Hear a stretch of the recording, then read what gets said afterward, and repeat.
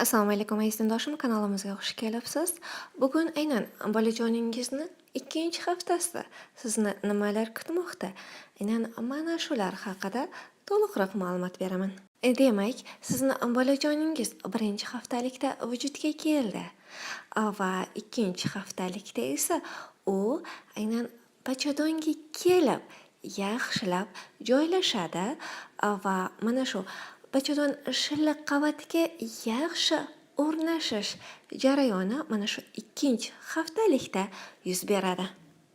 Lekin homiladorlikni hisob-kitob qilganda akusherlik usulida aynan hayz boshlangan kundan boshlab hisob-kitob qilinganda mana shu hisob-kitob bo'yicha homiladorlik tavqimini ikkinchi haftasida hali homila vujudga kelmagan bo'ladi.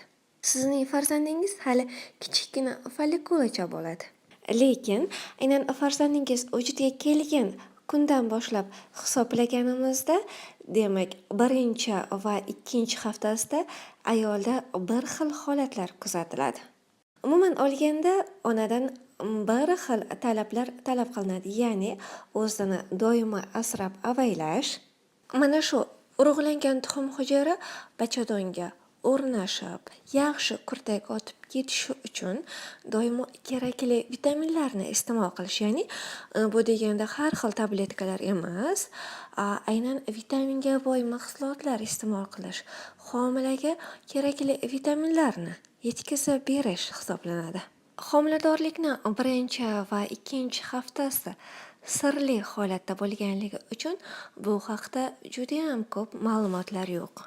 Chunki bu vaqtda sizning bolajoningiz ruchka uchidagi kichkina sharikchadek bo'lganligi uchun buni hech qanday payqashni iloji ham yo'q. Hattoki UZI tekshiruvida ham bu vaqtda sizni homilangizni bilib bo'lmaydi.